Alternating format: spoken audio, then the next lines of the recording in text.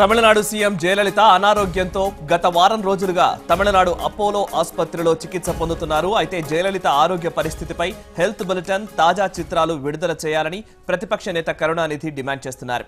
Apollo ఆసుపత్రి ముందు పలువురు పార్టీ కార్యకర్తలు, అభిమానులు తరలివస్తున్నారు. దీంతో అక్కడ భారీగా భద్రతను పెంచారు.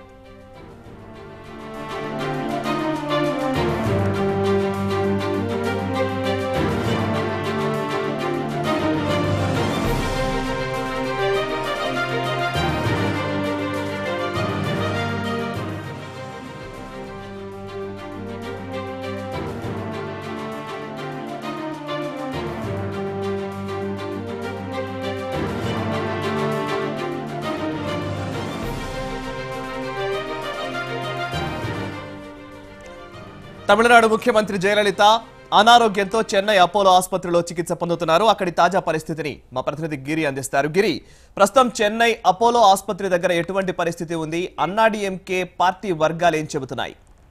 సాయి, సరిగ్గా వారం క్రితం అనారోగ్య కారణంగా ఇక్కడ అమంజకరైలో ఉన్నటువంటి అపోలో హాస్పిటల్లో అడ్మిట్ అయినటువంటి తమిళనాడు ముఖ్యమంత్రి ఆరోగ్యం అంటే ఆమె ఇప్పుడిప్పుడే కోలుకుంటున్నట్టు నిన్న రాత్రి ఇచ్చినటువంటి హెల్త్ బులెటిన్ సంబంధించి అపోలో వైద్యులు చెప్పారు. ఇప్పుడు ప్రస్తుతం ఆవిడ ఆరోగ్యంగానే ఉన్నారని చెప్పి అబ్జర్వేషన్ లో ఉంచామని చెప్పి మరో 2 రోజుల పాటు ఇక్కడ హాస్పిటల్లో ఉండాల్సిన అవసరం ఉందని చెప్పి చెప్తున్నటువంటి పరిస్థితి. అలాగే పార్టీ వర్గాలు అందరూ కూడా ఎక్కడ ఏదైతే ఈ కర్ణాటకలో కావచ్చు, ఇటువైపు ఈ సామాజిక మాధ్యమాల్లో వస్తున్నటువంటి వార్తలు ఏది నమ్మొద్దని చెప్పి, అలాగే ముఖ్యమంత్రి ఎంతో ఆరోగ్యంగా క్షేమంగా తిరిగి వచ్చి తమ అందరినీ పలకరిస్తారని చెప్పి వాళ్ళందరూ కూడా వాళ్ళ ఇది ధీమా వ్యక్తం చేస్తున్నటువంటి పరిస్థితి. చెన్నైలో ఎలాంటి అవాంఛనీయ సంఘటనలు ఇట్లాంటివి చోటు చేసుకోకుండా అన్ని విధాల ప్రభుత్వం నుంచి ఎప్పటికప్పుడు హెల్త్ బులెటిన్ రిలీజ్ చేయాలని చెప్పి కూడా ప్రభుత్వం నుంచి చెప్పినటువంటి పరిస్థితి. అలాగే చెన్నైలో ఉన్నటువంటి ఆవిడ అభిమానులందరూ కూడా గుళ్ళల్లో పూజలు చేస్తున్నటువంటి పరిస్థితి కనిపిస్తుంది.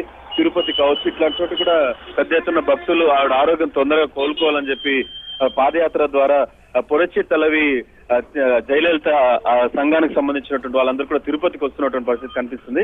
మొత్తం మీద జయలలిత మరో 2 రోజుల్లో హాస్పిటల్ నుంచి డిశ్చార్జ్ చేస్తామని చెప్పి ఆసుపత్రి వర్గాలు చెప్తున్నటువంటి పరిస్థితి ఉంది. Sai, right, thank you very much Giri.